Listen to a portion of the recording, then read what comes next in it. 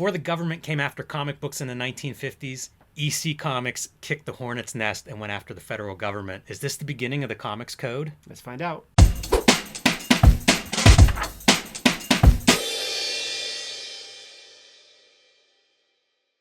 Hello and welcome to your favorite YouTube channel, Cartoonist Kayfabe. My name is Jim Rugg. I'm Ed Piskor. We're looking at a really fun comic here today, Ed. Before we do, I want to remind everybody we are a daily comic book YouTube channel with over 1,700 videos in our back catalog, and you can search all of those on our Cartoonist Kayfabe YouTube homepage. Search by favorite creator, favorite character, favorite comic book, and I'm sure you'll find lots of videos that you will grow to love. Also, be sure and hit that subscribe button whenever you find Cartoonist Kayfabe, because we are on our march to 100,000 subscribers, and I am eager to get there. So make sure you subscribe so you don't miss a single video. Also, we have a Cartoonist Kayfabe Patreon that helps us pay the bills around here. You can find a link for that below this video. There are 3 levels of support. I'm sure there is one that will fit your budget. And at the King Kayfaber level, you'll be the first one in line because you will actually be able to sit in on our recording sessions and see what we are covering.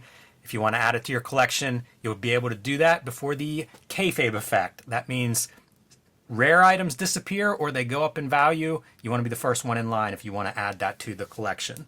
All right, Ed, so we are looking at Weird Science Fantasy number 26. I actually have the, I guess, 90s, late 80s, early 90s reprint here.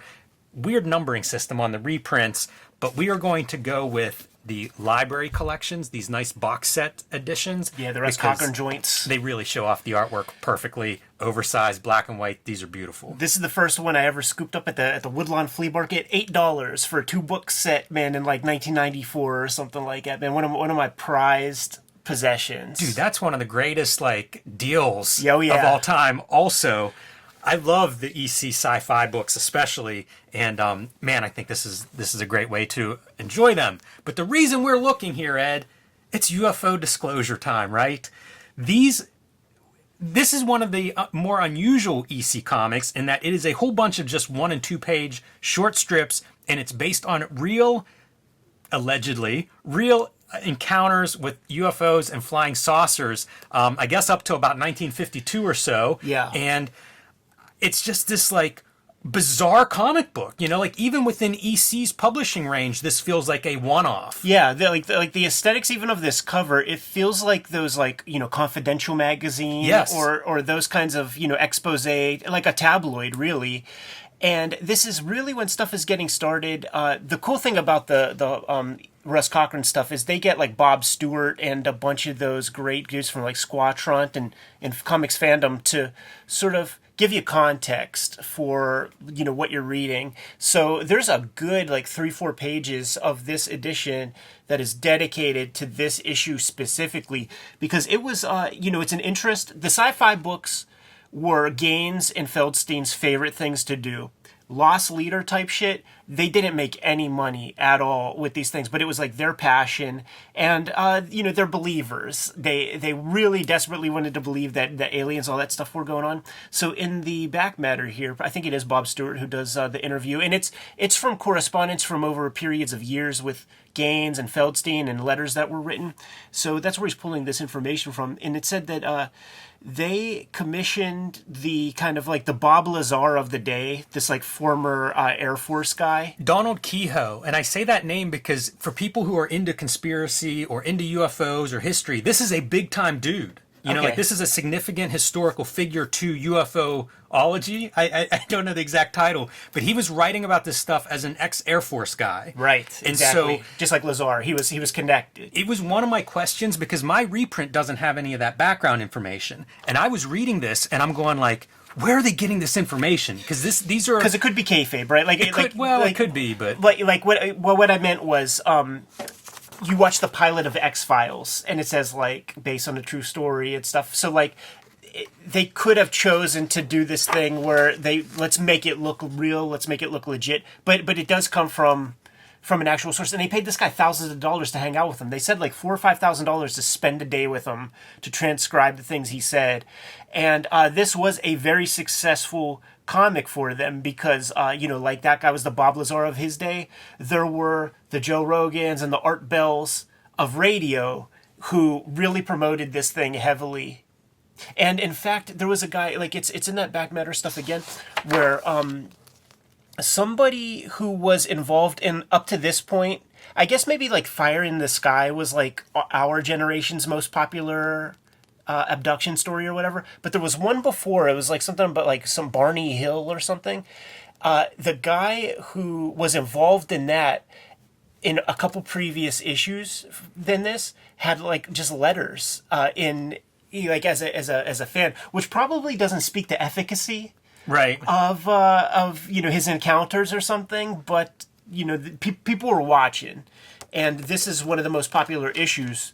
It might be the most popular of the sci-fi comics that they've ever done. It makes sense. And one interesting thing right away, man, it is like EC Comics challenging the United States Air Force, throwing down the gauntlet on the inside cover here. And, we joked in the intro, and maybe didn't joke, but EC Comics is probably the publisher, I mean, without a doubt, that suffered the most from the Comics Code. Oh, absolutely. And it kind of like, I was going through this issue and thinking like, did they get on the radar of the federal government by kind of blasting them with this issue? Right. And I don't know that that's true, but it's possible this is the they drew first blood. Okay, dude, I'm gonna speak to that, man, because you see, there's no Comics Code Authority, right? But like at this time, they are in consolidation mode. So it would be funny if the last issue of Weird Science. Okay, it doesn't. It's gonna turn into something called Incredible Science Fiction, I think, and then that will have the code. So that would be. These are bi-monthly comics. So 6 months later, the Comics Code Authority will be on their stuff. All the horror stuff and sci-fi stuff, shock suspense, is all done. They have to go into picto-fiction with their typical genres and stuff. So it's inside of a year where they are cannibalized completely. It's fascinating to think about. And, I linger on this page. I would encourage people, pause it and read this text piece, because it's really interesting to think like that the government was keeping files on UFOs. I think they shut it down. It was like Project Flying Saucer or whatever. Eventually they shut that down. And after only a couple years. Right. Yeah. So check this out, man. Photostat of the original teletype. And I mean, that looks like it, right? That totally looks good.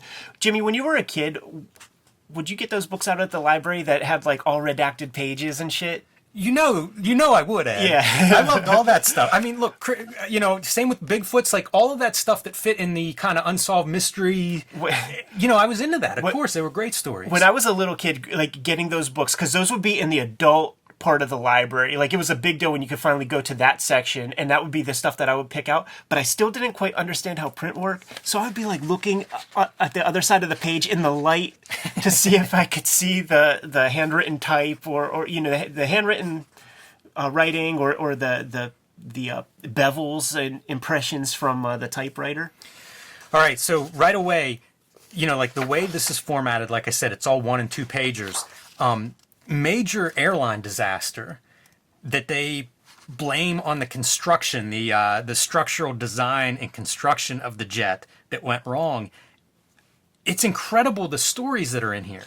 Yes. And it's sort of like, who knows the exact truth, but the fact that a bunch of these things were on file as being like witnessed to stuff, and it's one thing when you see something fly by. Yeah. It's wholly another thing whenever like a bunch of people die as a result. Yeah, it might be worth noting this piece too, because they do make change the names to protect the innocent. They very specifically are using all accounts that they could find that didn't have like some sort of plausible explanation, and then there's like a little piece where the artists kind of go in and create characters out of some of the people that they're mentioned. But I think the artists were tremendously inspired, because this is like gold standard EC artwork. Everybody stepped up to do their best job in this particular issue. So I think Gaines maybe was putting the battery in the back. Maybe he was like, listen, boys, I just spent $5,000 to talk to some fucking dude. We better show and prove, man, because we could be sunk. It's part of what makes this issue so exciting to me, though, too. And I imagine those guys, those artists, I could see whoever, Gaines, Feldstein, the artists themselves, recognizing this is something different and something maybe a little more special, because it's essentially nonfiction. Like, you're illustrating these government files. Yeah. At least that's the way it's presented, and they do a great job selling it that way. Right. And you'll see, Project saucer report, they kind of have like, how's the government write up this incident at the end of each of these stories? And it's funny because you have eyewitness accounts in the reports, and then you have like a different conclusion often in terms of what the Project Saucer report says. And they're all explained away as something, like Venus, the artist or the pilot was chasing Venus, or weather balloons moving 900 miles an hour, stuff like that. And we'll get to see a couple of those like sharp turn kind of objects that you always hear about. But just look at the fucking skill set. It's so good. It's so good. This will be Wally Wood. Yeah, they're not all signed either, and I was kind of frustrated going through trying to figure out like who drew what, and this will be Reed Crandall. Trying to give credit in some of these, and a lot of visual variety. It was nice to have like the different artists do it because it keeps the stories interesting because they change. This is all set at night. You see a lot of like the pilots chasing these objects, and that doesn't always go well. A couple of these pilots lose their lives as a result, and one of the stories is definitely chasing Venus in the sky, and the end result is that's pilot and airplane destroyed. Yeah. Nice job on the lettering throughout too, because you see them pulling things out. The very first page you have the oversized lettering saying the truth was never told. Very funny to see Leroy lettering really made expressive. I mean, this is the most verbose EC comic that was ever created also. Like you could tell that they're just jam-packing this thing with as much info as possible. And once again, I think they really are just trying to like match up to the popular magazines of the day that would deal with this kind of exploitation material. I say this about every third episode now on Cartoonist Kayfabe. It's probably going to become like a drinking meme for our audience. Yeah, the bingo. But the way this stuff just comes around, this stuff was trendy and popular because there was a bunch of sightings at this time. And so, in a lot of weird ways, I say about disclosure at the top of this, but it's the same, like we're having the same conversations here 75 years later. And you could probably track it down to war stuff. Like we know the airplanes that came after this at a certain point, and then when it starts to become a thing again, like during the talk show circuit from our childhood, I would imagine a stealth bomber might be the result of some things that people were seeing. In fact, when I was a kid in Baltimore for that 1 year, it was 1990, and the bomber was like pretty much newly unveiled, and we saw that thing, and it was a shock to the system to see that thing.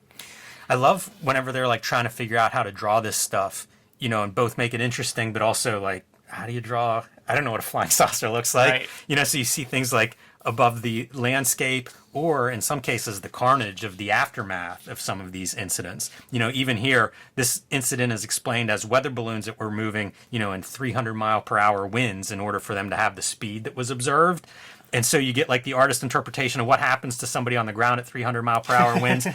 A bad tornado is a little over 100 miles an hour. 300 miles per hour would basically destroy anything. Right. Once again, I love this kind of bold treatment of the Leroy lettering. And some of these pages might be recognizable in some of the other artist edition videos that we did, because the pages in here really do represent some of the best technique of your Wally Woods and your Reed Crandalls and stuff like this. This is a wood again, so they're stuttering the guys, bouncing them around a little bit. I think we saw this page in an artist edition.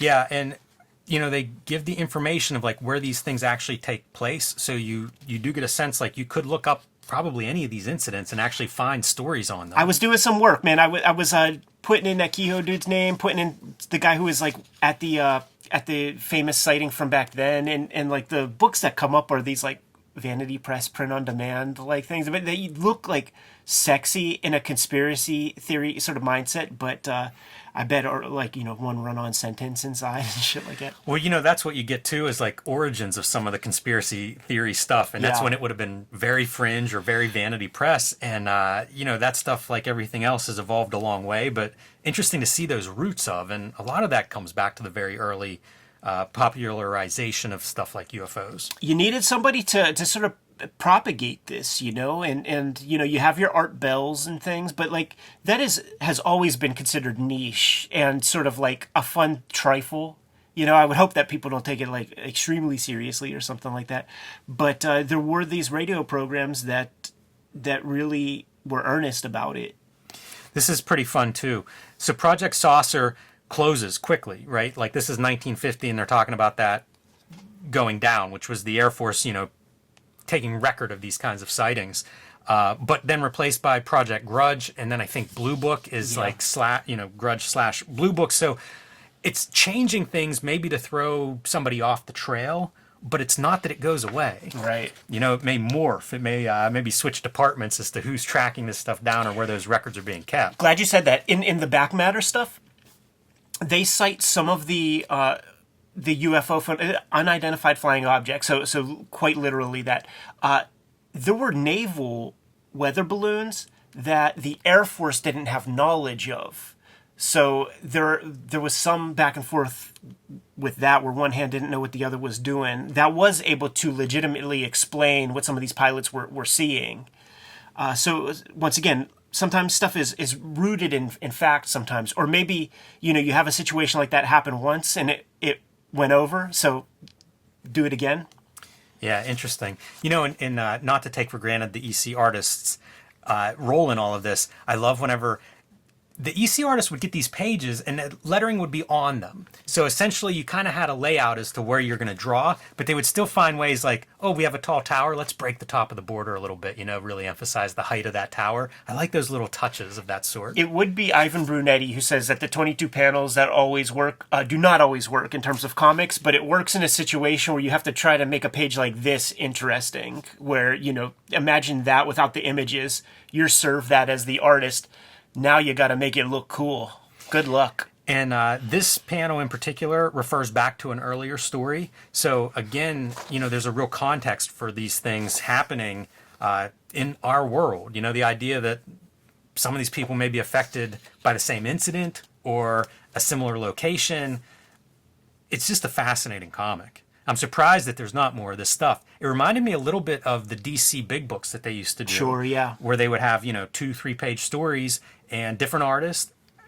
Very similar in a lot of ways. I think so. A lot of those are nonfiction. So yeah, that's a great call. Some real crossover. And like I said, it covers up to, I think, about 52 or 53. I'm not sure the date of the original publication, but probably something close to that is my guess. So you get a very concentrated look at these incidents happening. Buy our books. Keep the videos coming to you on a regular basis. Jimmy has Street Angel Deadliest Girl Alive, Street Angel Princess of Poverty, True Crime Funnies, 1986 zine, BW zine. Get those at his website. Hulk Grand Design, Treasury is out there. Trade paperback coming soon. I have Hip Hop Family Tree Omnibus. X-Men Grand Design Trilogy. Red Room Crypto Killers comes out the end of February. Antisocial Network. Red Room Trigger Warnings, and the Switchblade Shorties comic strip coming to you online on a daily basis. Now that we're done showing off our books, get them, and back to the video. They put forth that this stuff starts after the atomic bomb is detonated. Mm-hmm. I don't know that that's true or if that's how kind of UFO history works or not. I think there was probably maybe a spike after that, or maybe there was more media covering this kind of stuff after that, maybe. Yeah. And the Air Force balloon explanation again and again falls short. Right. It's constantly, it just doesn't measure up to the speeds that are observed. But that was a very common one, the balloons. There's probably half a dozen stories in here where that's the explanation. Even in our lifetimes, these balloons, man, and to this day, I've never Googled one of these things. I don't know how you mistake them. Like this one, 900 mile per hour winds. If the balloon movement is going to be the indicator, that's what you're confronted with. And you can see 900 miles per hour, again, a big tornado. 150 miles an hour might be about as strong as you're going to find a tornado. So, yeah, wouldn't hold up well. These guys are amazing, the drawings, too. Yeah. Almost like you could see this guy's like your TV host for Outer Limits or one of those shows. Yeah, totally. You're talking head on NBC News. And you imagine that they just have deep morgue files, right? Because so much of it does look like, traced off photos. There are faces that look so perfectly drawn that I just can't imagine that you come up with it out of your head. Yeah. I wonder more and more about that, like what kind of morgue files everybody had, all the way up to now. I don't know whenever it's completely replaced by Google image search or whatever. I mean, Google image search is the morgue file. Yeah, for sure. And sometimes you do see the exact pictures people are taking. Yeah. But I wonder about back then what kind of access everybody had, what those morgue files were, and how quickly, you could put your hands on it. That's the other piece. They had to not just cut images, but also have them stored in, like, these are my folders for pilots or World War II or I think cars. I think it was a weekend practice, and I think it's what you put the kids on and stuff like this, man. I mean, it was such an important part of the thing. We had access to Joe Kubert's reference library, basically a school library that things were not in order by author. You know what I mean? Yeah, exactly. These panels are really fantastic, like the conclusions of a lot of this stuff. This was scientists that observed UFOs and then suggested we should set up like we should set up cameras in a grid and really watch this area of sky. Right. Let's do that today with some iPhones, man. Let's see what the fuck we get. I'll tell you what, I bet you they did do this. It's just we didn't get access to Right. what those observations were. Yeah, Rogan will always have guys on and talk about, like, some video that was caught, but the feds kept 13 minutes of it and things like this. This is perfect timing, Ed, because Utah Pictures are one of these where they actually filmed this stuff, and then that film was kind of like pulled from the public, and they ask about that, like, why wasn't this put out? Why wasn't this studied by everybody? And the argument that the editors Gaines and Feldstein make up front is the War of the Worlds argument, but they make it for disclosure, like, let us know that this is happening, because what's going to happen if a real Independence Day moment occurs and we are caught completely unaware as a public? Like, maybe you do have to, like, soft sell us and let us know that some shit is going down for the inevitable. This is studied by the Navy Photo Interpretation Center at Washington. I say that because, like, a lot of this is Air Force. Right. And so now you have different organizations, really. Who knows if they're even communicating with each other. Yeah, this is my favorite stuff. When you have the sharp patterns and things. It looks like a George Evans, the way the characters are built. Whenever I see the hatching, I think of Crandall, but, like, when I see these faces, I'm thinking Evans. Yeah, and again, some of these aren't signed. It kind of frustrates me. More of those patterns whenever other UFOs join with, like, that first group. Very cool. And again, this is the stuff you don't have morgue files for. Exactly. So, like, let's see how George Evans figures out, representing these lights in the sky that are zooming around the airplane. Yeah. This is kind of neat too. Talk about a bygone moment. The switchboard flooded with calls from all the locals that are observing this. So you have, like, a bunch of the switchboard operators and stuff answering the same question. They to knew all everybody. the town's gossip, man. You had to get Yes. those. You had to get those girls Christmas cards every year if you were stepping out off the ranch with your old lady. That's hilarious. And probably one of the most famous UFO incidents is whenever they're buzzing over DC. This is one that I believe you can find newspaper, like, front page articles on newspapers from the time period, because this was observed by a bunch of people over the national capital. Of course it's going to make the news, and it's one of those things, because of the very high attention target, you can't keep that one quiet. Right. So, like, there were these kind of big, high profile incidents, and we just kind of choose to believe this is all, coast to coast kind of material, as opposed to, like, some of this was witnessed by a lot of people. Yeah, see, and this is where I'm Scully to your Mulder, and I'm like, well, I mean, Pentagon, it's a center of military industrial complex. Like, why not fly some fucking vehicles around there? Hey, maybe you're sending a message to 52. Is that Eisenhower? You're let him know, hey, knock it off with that military industrial complex talk, dude. Yeah, right. Is this mic on? Can you hear us? How about that for beautiful shading too? No holding lines on your front of the face. Yeah, dude. I think this is the height of the Wallywood place and trace, and It does look like it. You could always tell. I don't think it's the same figure, but I think it's stuff from photos, and you could always tell when he does it because of the very standard proportions. Also, I feel like with this guy, you could see a little bit of the lens distortion in how these characters are built, but he'll draw these guys with, like, that's probably the normal size head on an average body if you were to trace it off. It's just like we're so used to the 12 heads tall superhero figures that it looks weird. What's funny is, like, these two sets of legs look identical. Oh yeah. you know, like I think there's another set too. I think these two. I feel like there might be two sets of legs there, but it's kind of neat if you're tracing figures or something, but you're putting different outfits on. You know, like Right. you're finding ways to It's hard maybe to do make the finish. like he's even adding a lot more noise to the pants than what was probably there. You know, because like the pants that Jaime draws, like the with that like what's that crease in the middle? What's the I don't word? know what that's called, but I know the crease. Yeah. Like that's really what they kind of look like.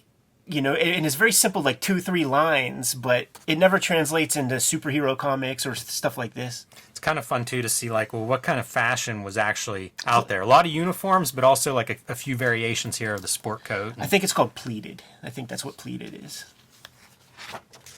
Boom. So, as I said, you know, this is the hydrogen bomb, so a little bit later on, but it says here, you know, after the 47 atomic bomb tests, this is when they make their appearance. But there are sightings before that, as far as I know. It is interesting to think that there is some possible observed connection between the two. There's also this reference is that there are secret government search for tiny satellites known to be circling the Earth. That's really interesting too. There's one that Philip K. Dick talks about having some kind of correspondence with. I forget the exact name of it, but it's like this really old supposed satellite around Earth. Tesla picked up signals from it, like radio signals from it. And I forget the exact name of it. I'm sure somebody will put it in the comments. But this is something that I don't hear very often about, like, you know, secret satellites or unknown satellites that were up there before we really started putting satellites in orbit. Right. And that kind of makes me curious if that's one of those stories that these stories come out and then some of them just, they get pushed aside. Right. You know, and once we start flooding the sky with satellites, Yeah. it'd be very easy to bury this or to Right. explain some sort of, oh, no, we didn't have those. Who's going to time travel back and be like, no, there it is. It's going across the sky right now. Right. So this is something I hadn't heard before reading this issue. You know, that goes to some of that logic, some of that stuff that they put out there about there being like fully formed technological societies that just got erased off the Right. face of the planet. And so finally, this last piece is a story about, I don't know if it was the Navy. Somebody was doing, Canadian government was doing an experiment. So they put this balloon up and it had a very bright light underneath it. They put it up over a busy stadium, like at a sporting event, a nighttime baseball game. The flare went off.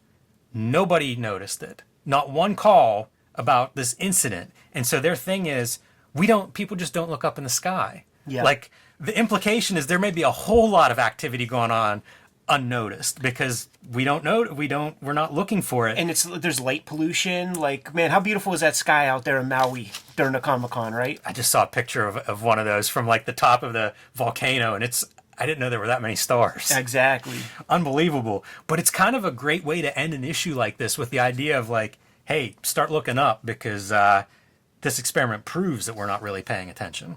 So pretty interesting issue, like I say. It's that thing of hard to tell what's true and what isn't in a book like this, but it's a great way to frame the story. No, it's a great conceit to make an issue of comics. It's really almost like a comic book version of War of the Worlds. You know, where Totally. you're taking advantage of the comic book format. That's your media that you're exploring, and now you're putting stuff in, and I'm sure some of this stuff is fudged and enhanced for storytelling purposes. But And if it's not, through the filter, you can't tell. we got to do something about this publisher. That's right. We need to silence them. This Bill Gaines is getting a little bit too... You go off, you go do your little Dick Van Dyke parody comics, but you got to keep your hands out of this stuff. What are you, a commie? And of course, like, the argument would be, communist, what, you want to give this technology to the Russians? You want us to disclose it so that the Russians could get a leg up on us? Like, what kind of a fucking patriot are you? I love this stuff, you know. Why are all Project Saucer sighting cases and their evaluations, once released to the press, now unavailable? They've been reclassified as top secret? This is great stuff. This is so entertaining. There was stuff with 9/11 that was that way. There was stuff that the Columbine dudes did that was mentioned the day of that I remember that is like never completely wiped away. And it's that thing where, you know, they don't want people to know stuff. There was and this is not possible now, but like there was 2 household chemicals that could be bought that had the exact right 2-for-1 mixture that would create a nerve gas that people were using for suicide. It happened here in a Pitt student did it, and on these damn forums and shit. That had to be media blacked out, because you could do legitimate terrorism with enough of that stuff in a subway tunnel or something like that. So there are things that are out there that the media will agree to say nothing about, and I'm sure there's even deeper stuff that they will be forced to. Another one of those Rogan things, he talks about there was a guy who was embedded with troops that was there longer than he should have been and just heard the general talking, and he reported on it. The general got tossed, and the dude was on the run for the rest of his life and got killed in a car wreck going like 120 miles per hour or something. After he said, I'm not going to be killing myself. If I'm dead, something fishy is happening. Why wouldn't some general be able to get one of his, Frank Castle guys underneath him to take care of this dude? It could happen. I love that the comic book filter. Welcome to Cartoonist Kayfabe, man. Amazing. Good to go? Yes. Kayfabers, like, follow, subscribe to the YouTube channel. Hit the bell so that we can notify you when new videos are available. We are on the road to 100,000 subscribers. Thank you very much. And if you get anything out of these videos, if you dig what we produce, make sure that you follow the channel, and it helps us out a lot to have a good subscriber base. The videos are ultimately brought to you by the books that we make, but we have a Patreon, and the Patreon is there for you to mitigate the kayfabe effect. Become one of our biggest supporters, and you get all the videos before anybody else. You also have access to the live stream recording session as we produce these videos. Link in the description below for the Patreon. We have more than 1,700 videos out there, and we might have talked about some of your favorite comics, so make sure you hit the magnifying glass on the front page of the Kayfabe YouTube channel. Check out the channel, pop in your favorite titles, check out those episodes. If we haven't talked about your favorite comics, then by all means put something in the comments so that we can push those books a little bit higher on our to-read piles. Ultimately, the videos are brought to you by the books that we make. Right now, I've been working on Switchblade Shorties, which is my daily comic strip. You can find it on all of our social media platforms, the Kayfabe stuff, my own personal social media platforms, Twitter, Facebook, Instagram. There's a dedicated Switchblade Shorties Instagram, and it's also on Webtoon in its full archive. The Hip Hop Family Tree Omnibus is going quick, and it is $45 on Amazon at the moment. So scoop it up if you haven't. It's almost freaking half off, so you can't beat that with a stick. Best book I made to date. X-Men Grand Design Trilogy trade paperback. Contains all of my X-Men Grand Design works. It's the one place where you could get it all inside of one handy-dandy cover. Red Room Crypto Killers is coming out at the end of February, part of a trilogy of trade paperbacks, but you don't need to start with the first one, because each contains 4 self-contained stories. So if you grab this first, Crypto Killers, then at a later time you could read the Antisocial Network or Trigger Warnings. Jimmy, why don't you let the people know what's out there? I have Street Angel, Deadliest Girl Alive, and Street Angel, Princess of Poverty, both available right now from Image Comics. These are also self-contained totally. One is black and white, one is full color. The Homeless Ninja on a Skateboard, perfect for the action comics or superhero comics fan in your life. The big news for me is the self-published comics, True Crime Funnies, the 1986 zine, and the BW zine, celebrating the 80s black and white explosion. These are self-published. You can get them on my website, jimrugg.com, or my Patreon, patreon.com/jimrugg. They've been out of print and unavailable. They will be back and available March 6th. So if you missed those, March 6th, you can pick those up. And Hulk Grand Design. This is a treasury-sized edition, out of print. However, the trade paperback coming out in May this year, and that is available now for pre-order. So let Marvel know they need to keep these things in print by pre-ordering that one wherever you pre-order books. The books are the most important way to kind of keep things on the tracks. But there are some direct ways to support Cartoonist Kayfabe. Jimmy, let the people know. Subscribe to the Cartoonist Kayfabe e-newsletter at the links below this video. You can also pick up Cartoonist Kayfabe t-shirts, merchandise, hats, stickers, and more at our spread shop. That link is also under this video. There you have it. Make sure you subscribe to the channel, support the channel, keep the vids rocking. Jimmy, give them final marching orders, and we'll be on our way. Read more comics.